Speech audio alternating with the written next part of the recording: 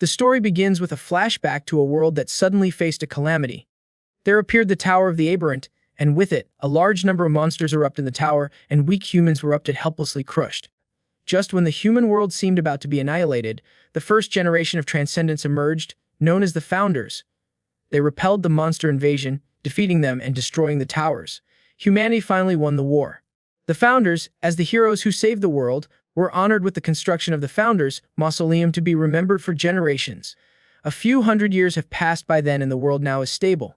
Right now, a young boy named Minato is sitting in a library. He loves the mythological stories about the Founders and keeps sitting for hours in the library reading about a swordsman who could take down tens of thousands with a tree branch, or a mage who used any spell without incantation. People in this era consider those stories overly exaggerated fairy tales, but Minno always wishes for his name to be carved into history like the Founders, with his own book written about him. Minato's dream is not entirely baseless. He has a special mark on his hand like proof of being chosen as a transcendent. With this mark, Minato feels determined. He vows to carve his name into history like the Founders, achieve great things, and create a brilliant legacy. But to become transcendent, one needs to pass the annual Hunter exam. And a true transcendent can pass just by writing their name. But Minato is out of luck, having failed for 3 consecutive years. Because of this, all his friends mock and ridicule him, calling him senpai for failing 3 years straight. The maximum deadline for a candidate is 3 years from enrollment. This year is his last chance for him, but luck does not smile on Minato, and he fails again, and now he can no longer become a hunter. Even with a perfect score on the written exam and lots of practice to increase his aura, what he lacks is probably the author's approval. If the author says you fail, you fail. Minato now feels disgusted with the mark on his hand. It looks no different from a useless birthmark. He truly wishes to become as talented as the Founders. But in life, you cannot always get what you want. Minato is cleaning the classroom when a classmate suddenly shouts at him to hurry to the main gate. Outside is exactly what Minato has always wished to see. The nation's superstar idol, the A-rank hunter Hizaki Kaze, is there. Minato uses all his strength to run out and greet this so-called idol amidst the grumbling of other fans. Seeing this, Hizaki comes over to defend him, telling others not to bully the weak. This guy is not any good. He is just trying to maintain a good image in front of the cameras. The reporters following him fawn over because Hizaki once defeated a dragon monster with a single slash. Hizaki Kaze is the same age as Minato. He enrolled with him 3 years ago and is a genius who excels in every subject. He is also a villain who specializes in ganging up on and bullying the weak, especially Minato. The reason for his reality interview show is unclear. On top of that, he has even dragged Minato into participating. Hizaki introduces Minato as a friend with unfavorable results who asked for his help. Hizaki claims he had to cut down on his training time to offer advice and guidance. Sometimes he even had to provide financial support. Every word Hizaki says makes Minato's face freeze. Financial support from that guy meant beating someone to a pulp and then stealing money from their wallet. Hearing these insolent words, Minato's heart grows chaotic and uncomfortable. He has never experienced such a miserable year, all because of Hizaki. But in reality, people don't believe what is in front of them. Nobody cares if it is true or not. They still hail Hizaki as a wonderful, good person. Hizaki puts his arm around Minato's shoulder and declares in front of the camera that he will carve his name into history and become a transcendent, clearly trying to provoke Minato. The reporters, hearing this, cheerfully say Minato is truly blessed to be close with Hizaki. They ask if he has anything to say to his benefactor. Minato is caught off guard by the question and is at a loss for words. To him, this devil is a grudge, not a benefactor. With a grudge, you just want to punch them, not say anything. But facing Hizaki's threat and remembering all the terrible things done to him, Minato has no choice. He reluctantly stammers that Hizaki has helped him a lot. Minato starts to say he is really very grateful, and that maybe just being grateful is not enough. Before Minato can finish his sentence, Hizaki suddenly cuts in. Hizaki spreads his arms before the camera and says they do not have much time, so that is all for now. He points out his trophies and they immediately move to another spot. Minato, left behind in a corner, feels dejected and heartbroken, like a discarded object. In this moment, he realizes something about this world. No matter how terrible or heartless a person is, as long as they are a hunter, everyone will admire them and remember their name. Minato's eyes are now filled with tears. He really wants to shout his name for the whole world to hear, but just before he can do that, Hizaki suddenly calls his name from behind. Hizaki tells Minato to meet him at the Founders' Mausoleum after school to film the interview. The final photoshoot location is inside the mausoleum. Hizaki adds that if things go well, he will help Minato get another chance to retake the exam. Minato feels stunned upon hearing this. Since this is part of Hizaki's image-building campaign, the help is only for that reason, not from any good intentions. Although Minato hates being used by this bastard to boost his image, it is a truly rare opportunity. No matter what, Minato decides he must seize this chance. He is determined to pass the exam and become a transcendent. That afternoon, everything goes quite smoothly. In front of the camera, Hizaki looks like he stepped out of a painting. After successfully completing his photo shoot and filming, Hizaki bows goodbye to the reporters. He then turns to enter the mausoleum. He goes deep inside to where two young men are using shovels to dig something out of the ground. It looks like a grave. Minato arrives and sees everything. He scolds them, demanding to know what they are doing. Hizaki coolly replies that they are looking for treasure. Minato shouts that they are grave robbers and asks if they even know who is sleeping down there. Hizaki coldly replies that of course he knows. He stumps hard on the mausoleum floor, kicking away debris. He says it is a bunch of long, decomposed mummies and nothing else. He feels smug and every word stuns Minato. Hizaki states that selling just one item would make someone a billionaire, so he cannot pass that up. He does not understand why they buried the items with these mummies. He calls all the talk about founders and mausoleums nonsense. Minato remembers thinking the founders are so cool, and that one day, he will also carve his name into history just like them. He glares with resentment, unable to contain his rage. Minato lunges at Hizaki and shouts at him. However, Hizaki is an A-rank hunter.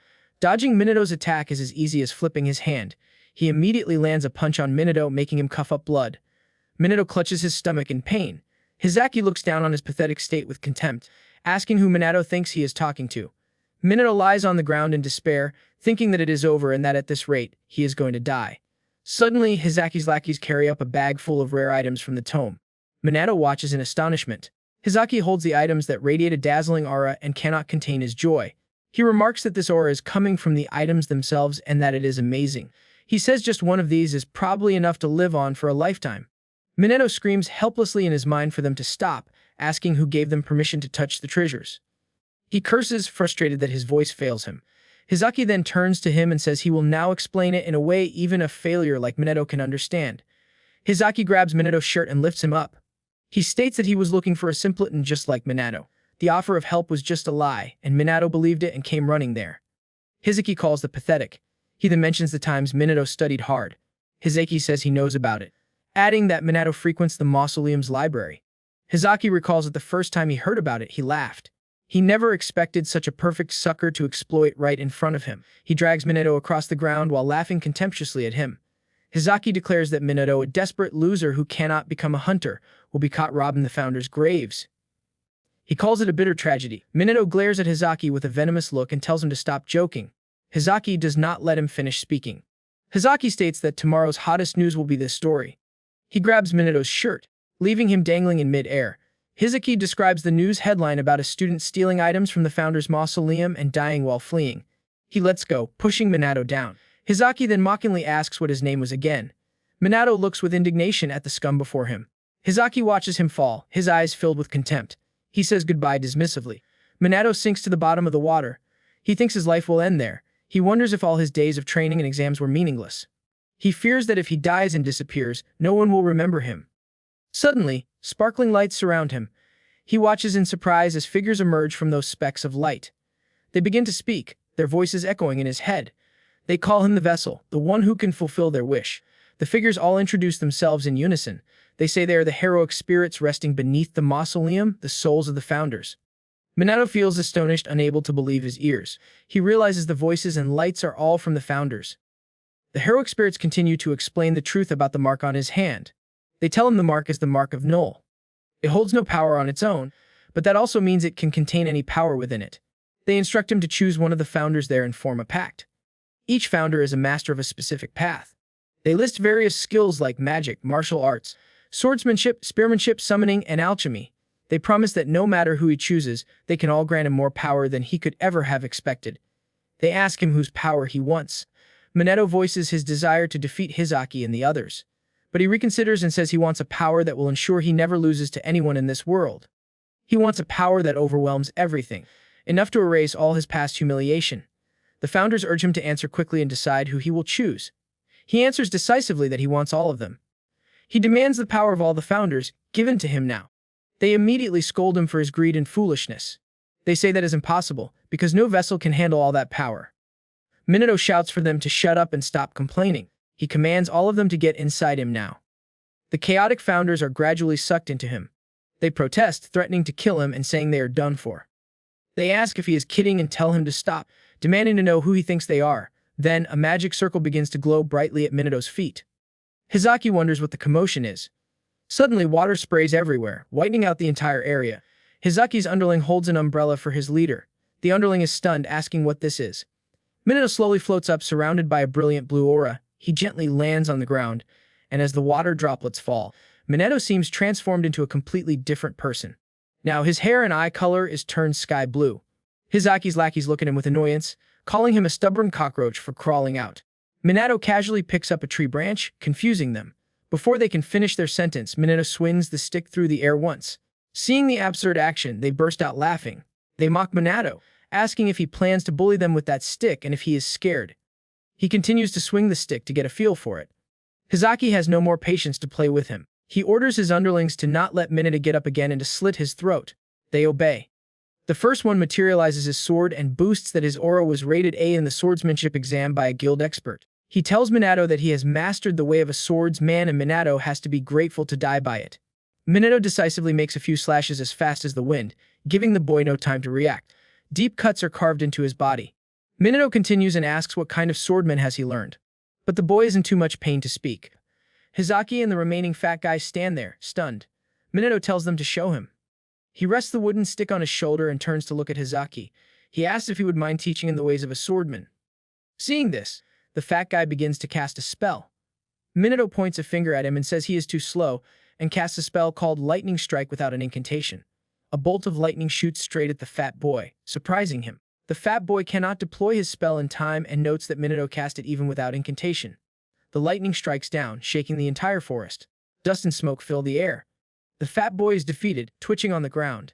At this moment, Hizaki suddenly realizes the truth. Slicing a person with a tree branch and using magic without an incantation seems impossible. It is as if the old stories are real. A long time ago, a swordsman could defeat tens of thousands with just a tree branch. A mage who reached the truth of magic could use any spell without an incantation. In this era, these stories were considered overly exaggerated fairy tales. The founder's mausoleum was built to worship the transcendence, and inside Minato there are the souls of all of them, numbering 106. Once again, his determined words echo. He will become transcendent and carve his name into history. Minato threatens Hizaki, stating that Hizaki's name shall not be forgotten, and Hizaki shall be remembered eternally, including the new myth about Minato. Minato feels the rough wood of the branch in his tight grip. He feels amazed by his own power. He understands now that his mark of Newell is the reason he can hold the souls of the founders. This unique mark makes his body a perfect vessel for their immense power. Inside his mind, the founders celebrate their new freedom. One by one, they jump and shout with pure joy. Minato can feel their happiness inside him. In his mental landscape, the founders cheer with great excitement. Their joyful voices reach his thoughts. They exclaim about being outside after hundreds of years. They comment on how spacious his mind is, with different founders claiming different areas as their own territory. This makes Minato remember his own childhood. He recalls reading the history books with great excitement. He has read the biographies of every single founder so many times he has them memorized. The legendary souls from those books are now inside him. He feels their powerful souls moving within his body, and this makes him smile with genuine happiness. After this period of cheerful talk, the founders collectively turn their attention to Minato. Their friendly mood changes suddenly. Their gazes shift and begin to shine brightly like stars as they look at him. They now look at him as if he is a piece of plump prey. They start to argue among themselves about who will get to take control of his body. The founder named Reichuru calls out to Minato from behind. The sound startles Minato, making him turn to look. He immediately recognizes the man as the legendary swordsman, Hinoki Reichuru, who could defeat armies with a tree branch. Reichuru strokes his smooth chin thoughtfully. His red eyes gleam, and he smirks with clear smugness. He seems very pleased to learn that his name is still remembered by future generations. Reichuru places his hand lightly on Minato's head. The touch is as light as a feather and not uncomfortable. He then asks a blunt question about what Minato plans to do next. Minato first glances over Hizaki, who is grinding his teeth in anger in the distance but can do nothing. Minato wonders if Reichuru means he should deal with Hizaki. Reichuru responds with clear contempt and a dismissive sigh. He states that Hizaki is just a piece of trash not worth their attention. His expression then turns serious and dangerous as he points at something else. He clarifies that he is talking about the bag of stolen treasures from the tome. Hearing this, Minato's eyes widen in a moment of surprise. He regains his composure almost instantly. He turns and walks with clear purpose toward the last remaining lackey, who is standing guard over the backpack. The man guarding the treasure begins to tremble all over with fear. He stammers out a fearful demand to know what Minato is doing. Seeing that Minato will not stop walking toward him, the man backs away to create distance. He materializes his sword in a flash of light. He threatens Minato angrily, shouting about his A-rank status and telling Minato not to glare at him. Minato continues his slow and steady approach without any hesitation. He suddenly punches the man straight in the mouth with incredible force. The punch deforms the man's face on impact. Minato uses his newfound strength to send the man flying hundreds of meters away with that single punch. The man's terrified scream can still be heard faintly from the great distance. Minato then looks down at the backpack on the ground. He coolly gives it a one-word command, telling it to move. From inside the backpack, a dark and black power begins to glow with a deep, unsettling light. This strange power suddenly erupts upward like a volcano. The sight leaves Minato utterly astonished. He stares wide-eyed without blinking at the strange scene before him. Richiru, however, watches everything with a knowing look. He seems to have expected this event and gives a smug smile of satisfaction. Meanwhile, in a different city far away, a thick, unnatural fog completely envelopes the tall skyscrapers. The streets below are splattered with fresh blood. Many bodies lie everywhere, showing the signs of a great violence. A ferocious three-headed wolf roars madly into the foggy air. It continues to destroy everything in its path with wild swings of its powerful claws. A man walking on the street shouts in pure fear toward a figure, calling the name Kizuraji and begging for salvation. The monstrous wolf drools profusely from all three of its mouths. It opens its jaws as wide as possible, preparing to attack the helpless man. The man it targets, however, shows no trace of fear on his face. He leaps high into the air with graceful agility. Then he unleashes his powerful technique called Fire Impact. His battle aura explodes outward in a brilliant display, attacking the wolf with massive force. Instantly, this massive force strikes the three-headed wolf. The impact makes the beast howl in pain toward the heavens. Everyone around the scene cheers joyfully at the result. They exclaim that he killed an A-rank monster in just one hit, stating it is exactly what they expect from an S-rank hunter. This hero is S-rank hunter, Kizuraji. He looks at the people who are praising him endlessly and offers them simple thanks. He then asks them about the whereabouts of Hizaki. One person replies that they think Hizaki is at an interview. They mention Hizaki looked pretty pleased earlier when reporters called him a young talent. Kizuraji quickly makes an excuse for the comment. He says that if Hizaki becomes famous, their guild will also benefit from the shared fame. He announces he will send the mission report and then suggests they all go for a drink. He takes his phone out of his pocket and starts scrolling through the news headlines. He reads about a demonic beast incident, and a strange, powerful sensation from the report unsettles him deeply. He turns his head to look behind him, sensing a new danger. All around him, people begin collapsing to the ground in obvious discomfort. Two men near Kizuraji manage to stay conscious. They hold their bodies up with great difficulty. They ask Kizuraji what is happening to them. Kizuraji holds his phone, ready to make a call. He feels deeply uneasy. He senses a pressure so strong that even B-rank and A-rank hunters cannot stand against it. He is sure there is no mistake. He believes this thing must be above S-rank. Every person nearby in the area is affected. They all collapse to the ground and cannot get up. A loud noise comes from the direction of the founder's mausoleum. Hizaki struggles to get up, his body in pain. His face is beaten so badly it is unrecognizable. He mumbles words that are hard to understand. He is astonished to see a bizarrely shaped monster flying out of the open backpack. He backs away in fear, shouting continuously about the demonic beast. He wants to know what the thing is. Minato stares at the demonic beast. He explains the situation without turning his head. He says it is because Hizaki and his men opened the mausoleum. This monster is one of the tower bosses that was sealed inside. The very items they stole were the seals holding it. Richiru comes up behind Minato and agrees. He adds more information. He says some demonic beasts from the tower have a hibernation skill, which let them escape death long ago. He identifies this one as a void insect, named Tectonica. He estimates its rank as a Bovis S rank. He explains its aura is poisonous and can kill normal people within a radius of several kilometers. He calls this a disaster. He remarks that in his era such beasts were common, but for today's youth it might be too strong. Hearing their conversation, Hizaki pants heavily. His whole body trembles with fear. Finally, he cannot take it anymore. He turns and runs for his life, thinking he must escape or he will be killed. Minato cannot stop him in time. He calls after Hizaki that it is better not to move. He says the beast will prioritize a moving target. The void insect sees Hizaki running. Its eyes are bloodshot. It aims one of its sharp tentacles at him. Hizaki raises his sword in terror to block the attack, screaming. His sword breaks in two the moment he swings it. The tentacle pierces straight through his chest. He thinks in despair about his sword, the sword that could kill a dragon in one hit. The tentacles slither all over his body, covering every spot. They slowly drain his life force away. He screams in despair before turning into a dried-up corpse. Minato glances at the result and says he gave a warning. Reichiro comes over and puts his arm around Minato's shoulders. He tries to coax the boy. He asks Minato to give him complete control of his body. He strikes a cool pose to introduce himself as the founder of the Hinoki school, Itoryu. He feels smug inside, thinking that the other founders are still clueless, and he will be the first to take control. Minato bows his head and replies in a low voice that lending control is fine. Reichiro glances at him, overjoyed, and tells him to hurry. Before Reichiro can finish, the other founders rush over. They grab him and curse him for trying to pull a fast one. They yell that the vessel belongs to them. Reichiro is startled and tries to calm the others down, admitting he has been found out. While they are bickering, Minato speaks up again. He says all of them can borrow his body. This makes all the founders widen their eyes in astonishment. They cannot believe what they are hearing. Minato's eyes are firm and confident. He replies that he will then surpass all of them, and he swears it. Inside, he is calculating how strong he needs to be to do that. He tells them to show him their power now. Reichiro feels helpless and thinks the kid is really pissing him off. He draws his sword and swings it upward. Minato also swings the branch in his hand. The two seem to merge into one, as if Reichiro is fighting through Minato's body. Reichiro shouts in excitement for him to charge. Minato slashes a few times erratically with no pattern. He chops one of the void insect's tentacles into 100 tiny pieces. Blue liquid from the monster's body sprays out. The branch in his hand breaks in two at that moment. He looks at the broken branch and decides to fight bare-handed. He forms an archery stance like that of the founder named Maji and his heavenly bow technique. He fires thousands of energy arrows that pierce through the monster's head. The void insect screams in pain, its blue blood spraying everywhere. It shoots out a stream of green poison. Minato tosses his backpack and the energy bow to one side.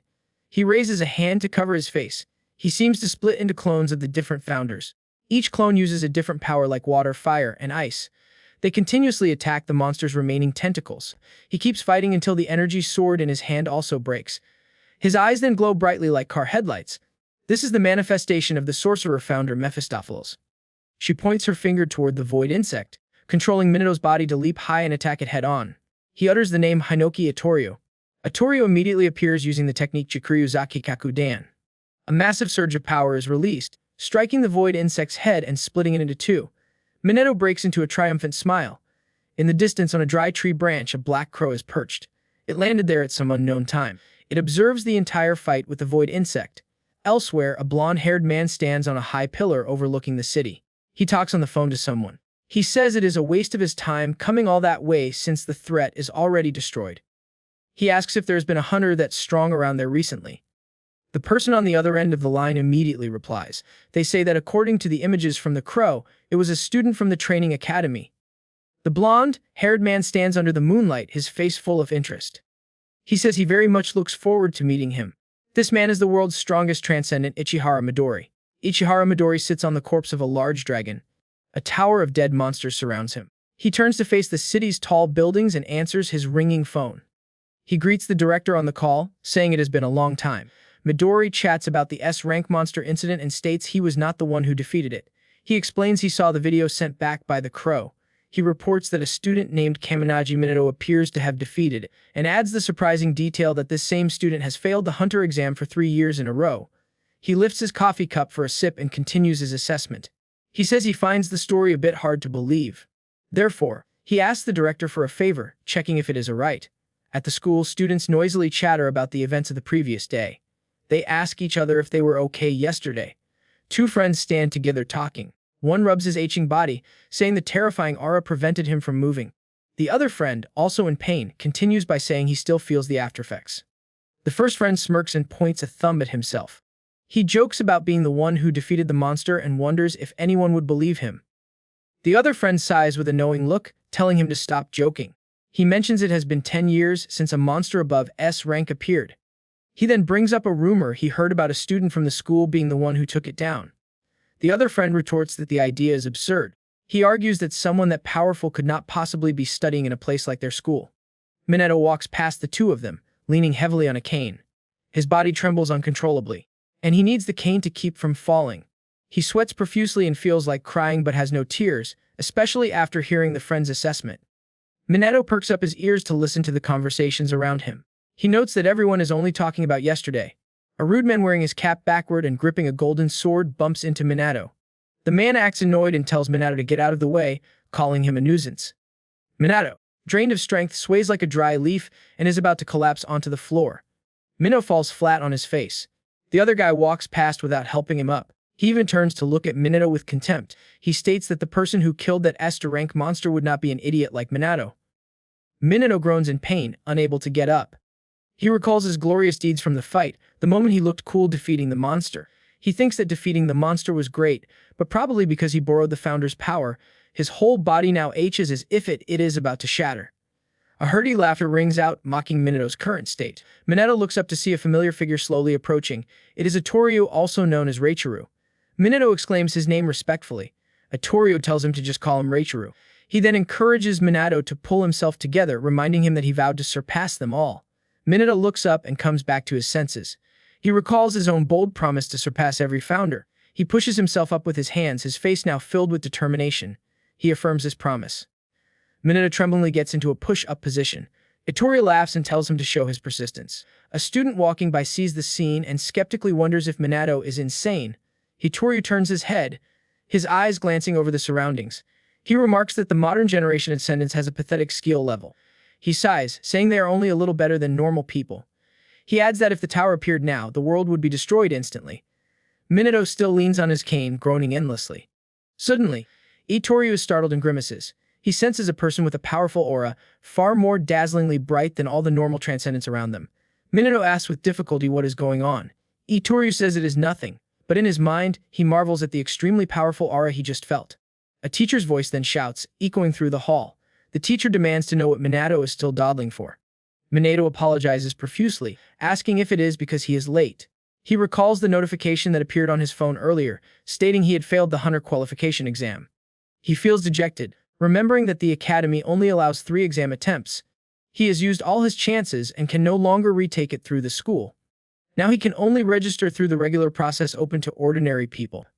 The teacher explains that is not the case. The teacher tells him to get to the stadium because he is getting a retest. Minato is so startled his eyes go wide and his mouth hangs open. He remembers to lean on his cane so he does not fall over in surprise.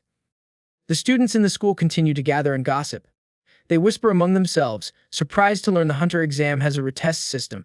Minato gets into position, preparing for the running test. The average record for the 100-meter dash is 3.6 seconds, and the best record is 2.7 seconds. He feels determined to his best even though he has not fully recovered. The guy in the backward cap from earlier shows up to gossip again. He sneers at Minato, telling the others that Minato is the most famous student in school for always being at the bottom of the rankings. He suggests the teachers probably felt sorry for him and gave him a chance to retake the test. The starting gun fires and Minato bolts forward instantly. He moves so fast he leaves only a cloud of dust behind his previous position. The referee announces a time of 1.2 seconds for the sprint. The students huddle together in shared amazement. The referee himself appears surprised by this drastic change. The next event is the 3,000-meter run. The average record is 4 minutes and 20 seconds. The best record is 3 minutes and 17 seconds. Minato finishes the test, and another announcement comes. His time is 1 minute and 17 seconds. The third event is push-ups within a 2-minute limit. The average record is 15 push-ups and the best record is 40-18. Minato focuses completely on the test, sweating profusely. After the event ends, the referee is astonished once more. The count is 80-40 push-ups. Minato puffs out his cheeks and lifts the weights with all his might. The weightlifting average record is 400 kilograms, and the best record is 60-20 kilograms. The referee's voice rings out again with Minato's result. He has lifted 12 of 80 kilograms. Students on the upper floor stick their heads out the window to watch. They are amazed, calling him a monster and commenting that he is shattering all previous records with double the performance. Minato pays no attention to them. He is only trying his best to pass the retest and become a true hunter. Someone shouts in admiration, calling him cool. Minato looks over at Itorio, who appears bored and unwilling to speak. Minato wonders if the founders helped him again. Itorio pouts and claims they were just watching. In the director's office, a staff member presents Minato's current results. The staff member speaks respectfully, asking Mr. Midori to please take a look. Midori sits with his legs crossed, a smile playing on his lips as he swipes across a tablet. He thanks the staff and remarks on the incredible results.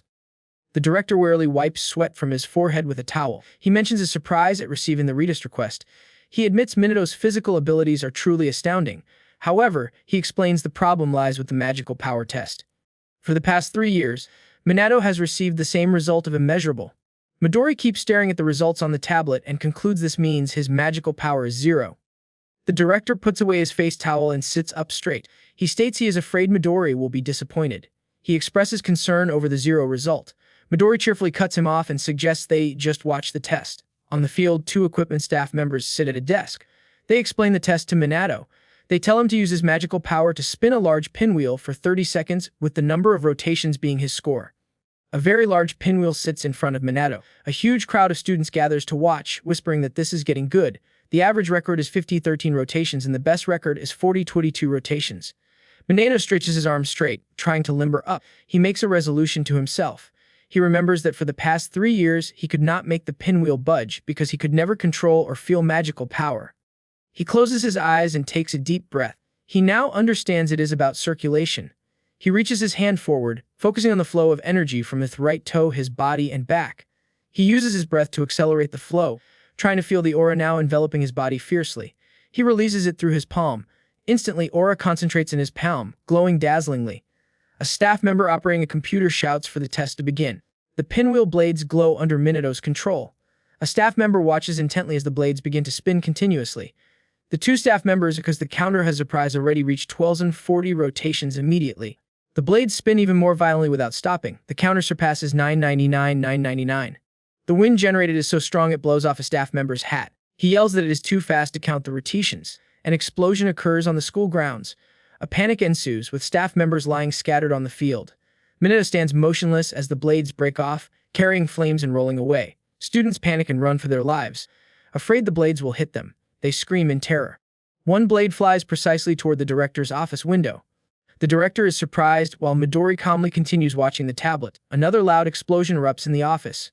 The blade is now inside, engulfed in flames. It punches a hole in the ground and cracks the floor. The director's face turns pale with fear as his sofa tilts. He is inches from death as the blade nearly hits his face. Sweat pours down him and he stares with wide eyes. The office is chaotic, with the sofa fallen over and the director speechless. He asks Midori what this is. Midori laughs heartily and says it seems this student is just like him. He looks at the wreckage with his usual smirk, declaring Minato the second person in history with an immeasurable result. On the field, Minato is still surprised his magical power has become so strong. Everyone around is also surprised. A chubby staff member on the ground stares at Minato with wide eyes. He puts on his broken glasses and announces that Minato has passed. He congratulates him on passing the hunter exam. The students cheer and whoop, noting he broke every record. Minato looks at his hand, deeply moved. He clenches his fist and places it on his chest, moved to the verge of tears. He is happy, thinking he can be this strong too. Ittori smirks as he watches Minato bask in his happiness. He thinks this is just as expected. He recalls the recent battle, realizing that by lending his body to the founders, Minato's hidden potential has awakened. Ittori bursts out laughing, thinking Minato is no ordinary person who just possesses the mark of Null. He addresses the other founders, saying hundreds of years of waiting have been rewarded. Minato keeps smiling, laughing and crying at the same time. Ittori thinks this kid might make their wish come true. Minato is then taken by surprise. A powerful surge of magical power suddenly appears in front of him. He covers his face with both hands, shielding himself from the infinite light, and shouts in fear, wanting to know what it is. Ittori grimaces and jumps in front to shield him. He asks who this guy is and wonders about the explosion. Ittori is surprised, recognizing it as the powerful aura he felt that morning. Midori suddenly appears from the cloud of dust he created and says, "Tada." Before we continue, if you like our recaps, please subscribe and leave a comment. We desperately need your support to continue posting recaps. Back to the story, Minato looks up and grits his teeth, recognizing the man before him. This is Ikehara Midori, the legend of their time and the world's strongest transcendent. Minato's mind races with confusion about why such a person is here at his school. Midori walks over with a cheerful expression and extends his hand for a handshake. He congratulates Minato on passing the hunter exam. Minato feels stunned and offers a hesitant thank you, but his heart fills with doubt about how Midori even knows his name. Midori then announces they will proceed with a supplementary test. He smiles brightly, clasping his hands in front of his chest, and declares the test will involve Minato getting his ass kicked by the strongest person in the world. Minato's jaw drops in complete shock at the statement. From behind the lingering cloud of dust, the blonde young man appears fully, wearing a bright smile. He scratches his head and announces his arrival excitedly. Minato stares at the person in front of him, so shocked his eyes go wide. He stammers, unable to form proper words. In his mind, he screams the young man's name, Ikehara Midori. Looking at Midori's handsome face, bright smile, and intense eyes, Minato feels on pins and needles. He wonders again why a living legend would come here. A system like introduction then flashes in his understanding. Ichihara Midori is 23 years old. He became a hunter at the age of 9 and has always displayed overwhelming power. No one can deny his title as the world's strongest. He can crush thousands of monsters in the blink of an eye. His sharp gaze alone can take the lives of weak monsters or novice hunters. He single-handedly resolved the Great Monster Stampede 10 years ago and the Giant Monster Outbreak 5 years ago. He is a true living legend. In Mineto's eyes, Midori seems surrounded by a radiant aura that commands everyone's attention. Midori cheerfully shakes Mineto's hand again, repeating his congratulations. His enthusiasm flusters Minato, who can only extend his hand hesitantly and offer a nervous thank you. Mineto's mind buzzes with the question of how Midori knows his name. Ignoring Mineto's confused attitude, Midori casually continues explaining the supplementary test. He pauses for a few seconds before announcing with a bright smile that the test involves Minato getting his ass kicked by the strongest person in the world. Hearing this, Minato instinctively panics and raises his voice in shocked confusion. A deep, urgent voice then calls his name from within. Reichiro radiates a terrifying and overwhelming power through their mental link. His eyes are filled with eager urgency, and he demands that Minno hand over control of his body quickly. By now, many students have gathered on the school grounds, buzzing with excited chatter. They whisper in disbelief, asking if that is really Ikihara Midori. Midori pays no mind to the crowd. He explains the rules further, stating they are simple. In the next minute, if Minato can land a single blow on him, Minato wins. He points to the sky to assure him there is no penalty for losing. He adds that he will only attack once every 10 seconds. Midori glances at Minato's dazed and frightened face and offers a firm reassurance that he will go easy on him. Midori thoughtfully adds that he will not use any skills, but Minato can feel free to use any. He states he has already prepared weapons and that Minato can use whatever he wants. Countless weapons of all kinds suddenly appear around them, piled up in a heap. There are swords, guns, and even cannons. Minato looks at the reality before him, still not over his surprise. His jaw hangs open in disbelief at what is happening. He wonders when the weapons appeared and what kind of supplementary test this really is. He looks at Midori, who is still smiling cheerfully and greeting some students. Minato silently assesses the impossible situation, realizing he is being told to fight the man known as the strongest in the world. After a moment of thought, Minato hesitantly asks if he can really use a weapon. Hearing the question, Midori picks up a sword and replies lightly that of course he can, since Midori's body is harder than metal. Suddenly, there is a flash of light. The sword in front of Midori is split in two, but he calmly states that no matter what sword Minato brings, he can just break it. Minato feels stunned by the display, and his body breaks out in a cold sweat. Reichiro has been noisily calling to him, demanding that Minato hurry up and give him control of the body. Reichiro's spirit flares with an excited flame, stating loudly that there are still people like that in this world and that the modern era is not so bad. Minato just feels that Reichiro seems really excited. With that thought, he looks at Midori, who is casually scrolling on his phone. Minato thinks that Ichihara Midori really is strong enough to even surprise a founder. He then glances at Reichiro's spirit standing beside him and feels he does not stand a chance. But he is still determined to regain his fighting spirit. Minato takes a deep breath. His eyes fill with fierce determination as he looks straight ahead, making a bold decision. The gossiping students on the upper floor look through the windows, excitedly watching the situation. They shout about whether it is starting and if Ikihara Midori is really fighting, stating they have to watch. Minato ignores the shouting around him. He gets into a fighting stance, but Reichiro is not pleased. He grumbles that Minato is an idiot and tells him to hurry up and hand over his body. Before Reichiro can finish his sentence, Midori cuts him off. Midori holds up his phone screen, which displays a clock counting down from 59 seconds. He cheerfully announces for the test to begin. Minato grips the marked sword tightly in his hands. A glowing aura begins to envelop his hands as he channels his power. He quickly charges forward to attack Midori with his sword. Reichiro feels utterly bewildered by this action, shouting internally for Minato to stop and calling him a bastard for choosing to fight directly. Minato pays no attention to Reichiro's internal protests. He swings his sword toward Midori, who is still looking at his phone. Minato slashes through the air, calculating his moves in his mind. He knows the situation seems hopeless, but he grips the sword with both hands, gathering his strength to strike down with determination. He believes that to become a legend himself, he must personally experience the power of this era's greatest legend. Midori moves his body as lightly as a feather, causing Minato's first slash to cut through empty air. Minato attacks relentlessly, but Midori casually dodges every strike while still scrolling on his phone. Midori even tries to chat, asking what social media Minato uses and commenting that someone will definitely record and post the fight online soon. The people around them cheer in amazement. They note that Midori is dodging all attacks while looking at his phone, stating it is what makes him Ikihara Midori and truly worthy of his name. Ignoring the chatter, Minato remains focused on his attack, searching for any opening. His sword slashes cut through the air, creating streaks of light. Midori still effortlessly dodges a diagonal slash. Minato grits his teeth and holds the glowing sword steady. The power flaring from the blade makes the students even more excited, and they cheer about him not landing a single hit. However, someone in the crowd notices something unusual. They point out that Minato's relentless barrage of attacks does not seem to be letting up at all. Minato continues attacking without pause. Although he still cannot hit Midori, he tries to swing his sword from a high angle, picturing the attack sequences in his mind. He plans a diagonal slash, then a horizontal swing, a left-right split, a direct attack, and a finishing blow. Midori still casually dodges the moves, yet Minato feels secretly pleased. He finds it incredible that his body is moving exactly as he wants and does not seem to get tired despite moving continuously. Minato recalls the image from his previous battle and speculates that lending his body to the founders has caused a permanent change. Suddenly, Midori points his finger right at Minato's forehead. Midori announces that 10 seconds have passed. A powerful blow of energy then grazes past Minato's face, leaving him gaping in astonishment. The attack erupts from the direction of Midori's hand. Midori fires the energy straight out, but Minato luckily manages to dodge it. Minato looks in fear at the area where the technique passed. A deep trench has been carved into the ground, stretching far into the distance. Minato cannot help but think indignantly that Midori's idea of going easy on him would have blown his head off if he had not dodged. Meanwhile, Midori looks at his own hand with a puzzled expression.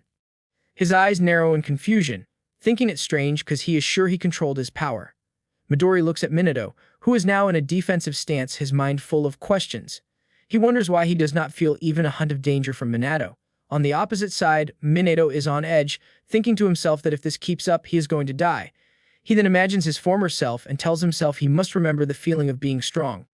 At this thought, Minato's body suddenly feels stronger. His eyes fix firmly on his opponent. This action makes Midori suddenly freeze and exclaim in surprise internally. Minato does not waste time thinking. He rushes forward again, swinging his sword toward Midori. The students holding cameras are terrified, noting that his speed has increased again. They comment that both fighters are so fast the camera cannot keep up. Back in the fight, Midori dodges while silently assessing Minato. He thinks that although Minato's sword swinging speed is faster than before, he was much faster when fighting the S-rank monster, and the whole atmosphere was different then. Midori wonders if there is some condition to activate that greater power or if Minato is hiding something. With that thought, he glances at the countdown clock showing 41 seconds and suddenly remembers the time limit. Midori's gaze locks onto Minato.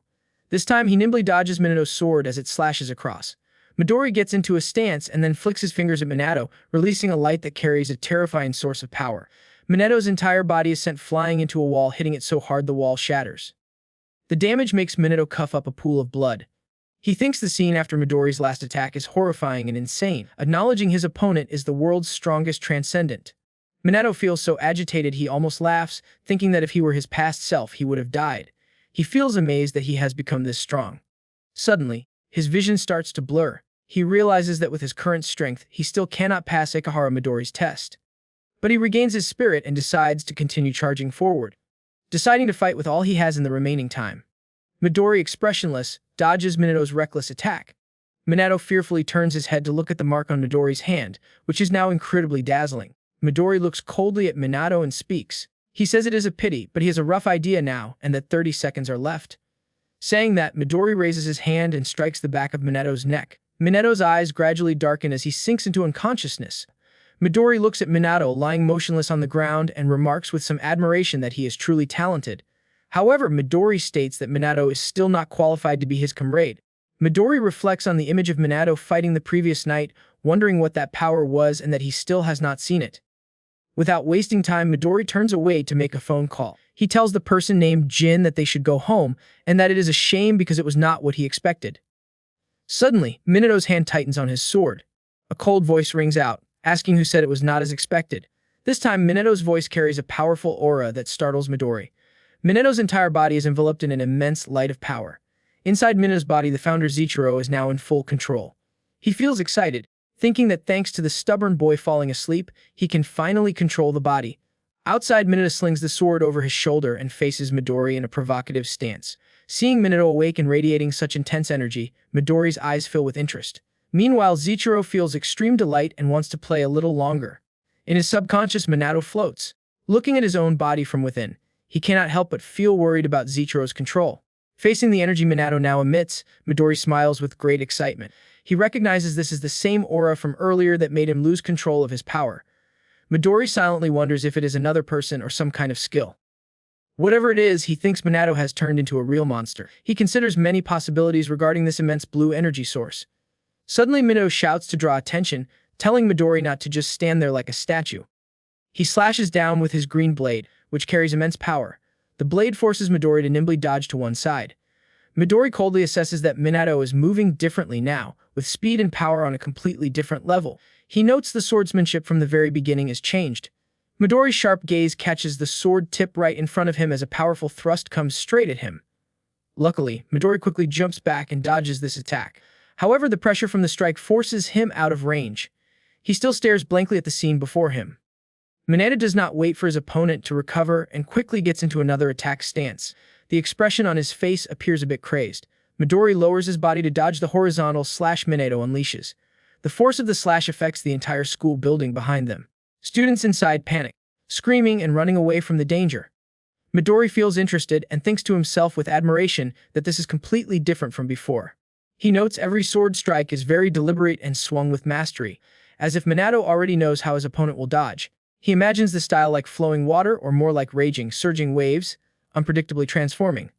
With that thought, Midori raises his hand and remarks that this is expected of the one who defeated an S-rank monster. Suddenly, Midori's hand swings up with an arrogant smile as he shouts that 40 seconds remain. Power shoots straight out from Midori. However, Mina's agile body dodges it easily.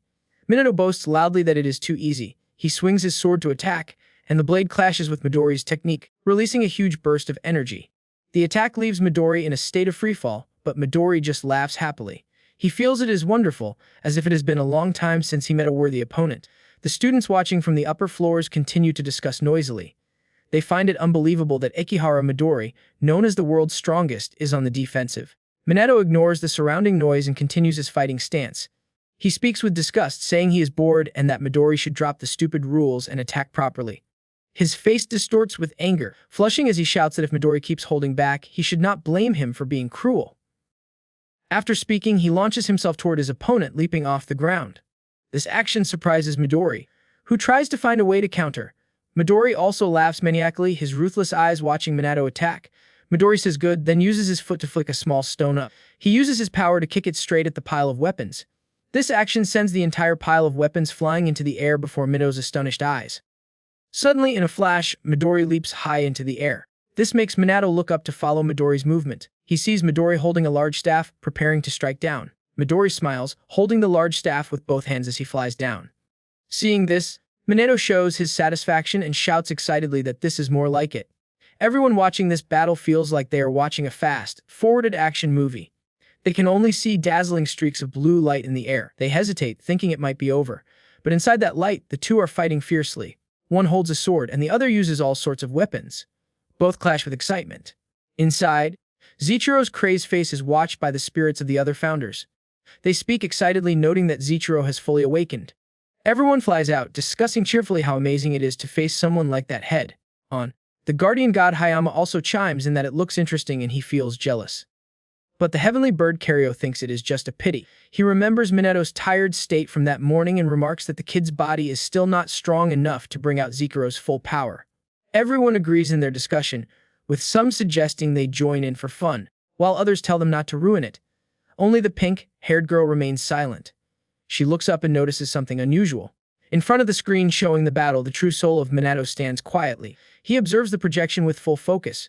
Every movement performed by Zichiro is clearly shown, swinging upwards, slashing diagonally, then thrusting forward. Each move plays out in real time. Minato continues to mumble while watching, and his own hands begin to mimic those same motions. He shifts between left and right sides, testing wrist angles, adjusting posture. It becomes clear that he is studying seriously, paying attention to the direction, the balance, the center of gravity. He tries to learn from Zichiro's fighting style, step by step. The two weapons on screen clash with heavy force. Neither blade can handle the pressure. Both break in half. Minato watches the remaining piece of his sword fall to the ground and feels a flash of irritation. The sword is no longer useful. Across the battlefield, Midori shows no panic. He throws away his weapon and keeps charging forward with a phone still in his hand. His heart races with excitement. This fight is not just entertaining, it makes him feel truly alive. His thoughts move quickly. Since the enemy is out of swords, he expects a change in tactics. Perhaps Minato will now try a blunt weapon, or maybe a gun. That thought alone brings a wide grin to his face. 10 seconds remain. He wonders what Minato will do. Minato ignores Midori's excitement and looks toward the school building, searching for a new weapon. With a burst of strength, he jumps high into the air. His destination is a Mo student standing by a window, wearing a black tank top. The young man stands frozen in surprise. Minato acts quickly and pulls the sword hanging at the student's side. That student instinctively yells out, but Minato has already taken the blade. Midori sees this and wastes no time. He also jumps upward to close the gap. He swings his fist toward Minato. A huge explosion follows, shaking the area with sound and force. Thick white smoke spreads everywhere. From inside the smoke, Minato emerges without injury. He flies forward, ready for close-range combat. The clash continues. Their movements create glowing blue streaks of energy and massive shockwaves. Midori has not fought such an equal opponent in a long time. He laughs with pure joy, completely caught up in the thrill of battle. Several students now fear that the school building might collapse. Their concern grows with each impact. The student in the tank top, whose sword was taken, stares sadly at the empty scabbard. He only thinks about the stolen weapon, not the chaos around him. Midori suddenly notices a giant fan blade embedded in the wall of the building. He moves toward it without hesitation.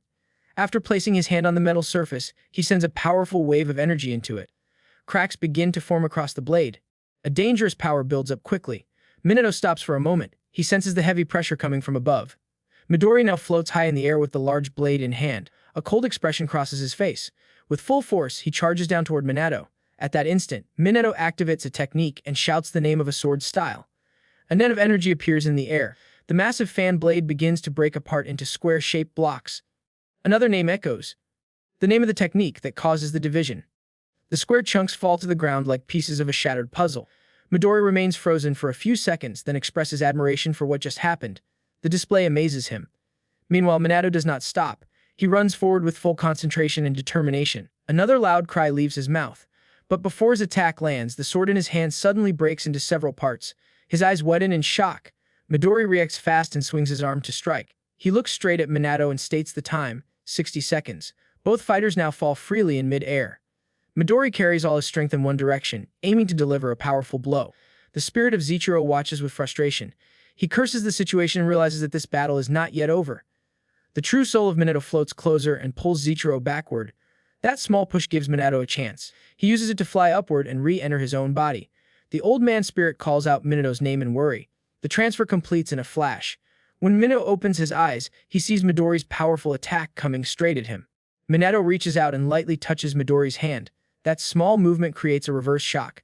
Midori gets pushed back and the attack loses its aim. Both bodies shift in the air, avoiding full impact. This sudden move surprises both Midori and Zichiro. Neither of them expected Minato to regain control in time. Minato's hand looks twisted now, the bones clearly damaged. Still, his face shows no fear. Only fighting spirit remains. Even in pain, Minato raises his other hand and swings his fist. The punch lands directly on Midori's face. The confrontation between the two is more than a simple battle. It becomes a search for a singular truth among countless possibilities, like a complex game of chess between master players. Each move holds subtlety and unpredictability. Itori watches the events through a shared mental screen with the other founders. He looks at the scene in front of him and exclaims in astonishment, stammering about the kid. He recalls the moment just before when Minato smiled triumphantly and raised his hand to attack. Itori thinks, stunned, that in just a brief moment, Minato created a new fighting path. It is a path that neither Itori nor Midori could see coming. The more he thinks, the more cheerful Zichiro becomes within the body. Zichiro's eyes light up with excitement, realizing this is the unique path Minato has chosen. Midori and Minato are in freefall during the clash. Suddenly, Midori grabs Minato's arm. This turns Minato's triumphant expression into one of surprise. Midori holds tightly onto Minato's only remaining injured arm, his previous playful attitude now completely gone. Midori looks seriously at the attack. Minato looks at his own fist, which was just a little way from hitting Midori's face. He cannot help but think with great dissatisfaction that he was so close. He looks at a captured hand and frowns in disappointment. Midori smiles, his hand still gripping Minato's arm tightly. Then, Midori suddenly pulls Minato's arm closer. He guides Minato's own fist forward, thudding it right into Midori's own face. Minato's eyes widen in shock, not expecting this action at all. Midori, however, does not mind. He smiles brightly and states that Minato has passed the test.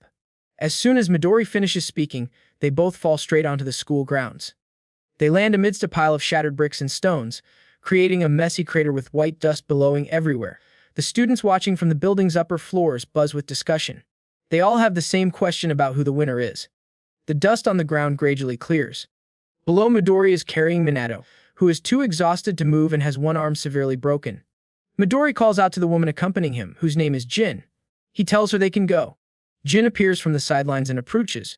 She asks Midori how the test went. Midori smiles brightly and replies that Minato passed. He adds that Minato is really interesting and that his own hand is completely numb, so he needs healing. Jin does not look at Midori and flatly agrees to heal him. The male students on the upper floor hear the conversation. They say to their friends in disbelief that Midori said Minato passed. They realize this means Minato managed to hit Ichihara Midori. Everyone screams in terror and amazement at this fact. The sky-shattering screams from the crowd make Minato suddenly wake up. Seeing he is awake, Jin reminds him that she is healing his arm and tells him not to move. Hearing that, Minato looks over awkwardly. He hesitates and thanks her. Jin looks at him with a bright smile and congratulates him on passing the test. Minato closes his eyes and gives a forced smile of thanks. But as soon as the words leave his mouth, he shoots up in realization. He asks in astonishment if he really passed and hit Ikehara Midori. Midori is lying beside him, propping up his face with one hand on the ground. He smiles brightly and comments that it is too cruel of Minato not to remember anything. Minato turns to look at Midori and screams in shock at his presence. Midori stands up and dusts himself off. He explains that although he gave Minato some extra points, Minato passed the test anyway. Midori continues, describing the barrage of attacks from earlier. Hearing this description, Minato recalls the moment. He realizes that was Zichiro controlling his body. But more importantly, Midori recalls the recent fight and exclaims that the way Minato moved to dodge his attack was truly wonderful. Midori smiles at him encouragingly and tells him he should be proud of himself. Minato does not expect to be praised like that. He thinks for a moment as if remembering something. He then asks Midori a question, wanting to know what happens after passing the test. Midori hears him and looks over, indicating Minato should proceed. Minato asks curiously about the consequences of passing. Jin also hears Minato's question about what happens next. She looks suspiciously at Midori and glances at him. The question makes Midori freeze, and he makes a sound of hesitation, unsure how to answer. Minato looks at the sudden silence between the two adults, feeling confused. The quiet leaves him not knowing what to say next. He can only look at the devastated school grounds around them. That evening at Minato's house, the sound of snake meat sizzling in oil comes from the kitchen. Minato's mother's making dinner and calls out to him. She informs him they have a guest coming over that day. Minato is wringing out a cleaning cloth, having polished the family altar until it shines. Hearing his mother's statement startles him, and he asks who is coming. His mother replies it is probably just one person. She looks at him with a helpless expression, thinking he is a funny boy. She then goes back to cooking. She scoops some rice and speaks gently. She says that today was a wonderful day because he passed the hunter exam and got recruited by the famous Ichihara Midori.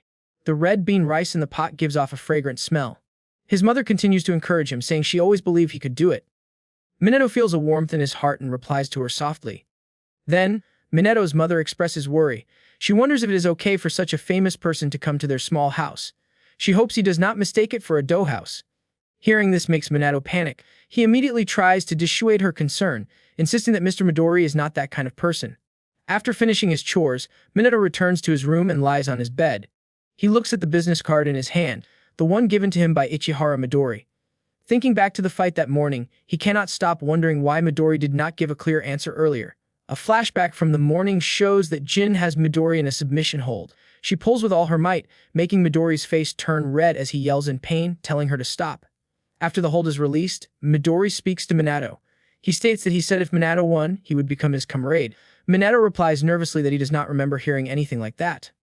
Midori pretends to try and remember, acting as if he might have forgotten to mention it. After Midori speaks, Jin's grip on his arm tightens again, making Midori scream for her to stop. Midori glances over at the crowd of students by the window. He sees many of them holding phones to record and take pictures, which could spread rumors. Midori thinks for a moment and comments that it is too crowded there. He then turns to Minato and suggests visiting Minato's house that night to talk about the details. Midori smiles and speaks vaguely about the choices available to Minato and about their true enemy. Back in his room in the present, Minato stares blankly at the ceiling. He wonders about the phrase our true enemy. He feels confused in his thoughts. He knows the tower was destroyed by the founders long ago. He thinks the job of a modern hunter is just to eliminate monsters that escape from spatial rifts. He vaguely considers if there is something more beyond that. While thinking, he unconsciously falls asleep from exhaustion. Suddenly, a voice calls out to him from within his mind, telling him to wake up. Minato is startled awake by Zichiro. It takes him a moment to become fully awake. He slowly props himself up, looking at the manifestation of Mr. Zichiro with confusion. Before his eyes, the spirits of the founders are all standing there. Minato cannot help but feel bewildered. He wonders why everyone is gathered and what is happening. Zichiro stands before the assembled founders and explains the situation to Minato. He states he has just finished a discussion with everyone. Hearing this, Minato feels his heart fill with bewilderment and asks what they have talked about. He crosses his arms in front of his chest and speaks with alarm, worried they have decided who will take over his body. Zichiro quickly begins to explain that is not the case. He has not finished speaking when a noise echoes from downstairs. Minato hurries down the stairs, apologizing and stating that Midori seems to have arrived. He says they will talk about it later. As he goes downstairs, Minato wonders why the house is so dark. The sight before him then makes him freeze. He stares in shock at his mother lying unconscious on the floor. He shouts for her with deep worry and rushes toward her.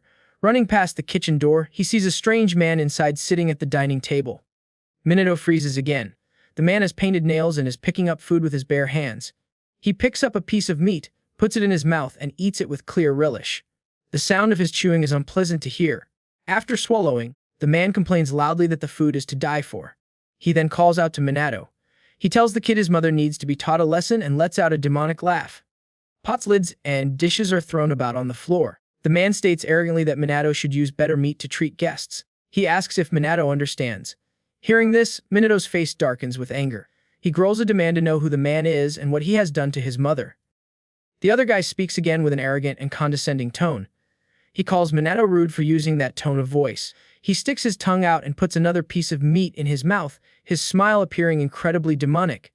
He announces he is the S-rank hunter who has come to pick Minato up. He tells Minato to hurry and come back to the association with him. Seeing Minato still standing motionless, he urges him to finish packing his things so they can go to headquarters. Before the man can finish his sentence, Minato throws a punch at his head. The attack is as fast as lightning and emits a powerful blue aura. His attacks cannot touch the man, however. The man just laughs mockingly, having appeared behind Minato at some point. This hunter, Gozu, looks at him with utter contempt and asks if he really wants to fight. Minato looks at the mess in the kitchen. He remembers his mother lying unconscious outside the door. In a fit of rage, he growls again, demanding to know what Gozu has done to his mom. Memories flood Minato's mind in a flashback. He remembered his father's funeral, where his mother hugged and comforted him, promising to raise him well. He recalled a time he noticed his mother's old and worn shoes. She had insisted on wearing them, forcing a smile and saying she was fine, telling Minato he should buy new shoes instead. He also remembered her smiling at him earlier that very night, telling him he worked hard training and that she would make his favorite pork cutlets. These memories of his mother only make his anger fiercer. He vows to ask again what has been done to her. Zichiro observes the hunter through their shared mental screen. He notes the man claims to be a modern S-rank hunter. Zichiro decides that, although he is irritated by this Ikihara's ripoff, this battle will decide something important, that how they, the founders, should treat him from now on. I hope that you liked today's video, and if you did, hit that like button as today's goal is 1,500 likes. Comment next part down below for the next part. Also, consider subscribing with the notification bell on to get notified as soon as a new video drops onto the channel. You can also join the channel to support me financially and watch videos before public release. I'll meet you in the next video. Until then, thanks for watching.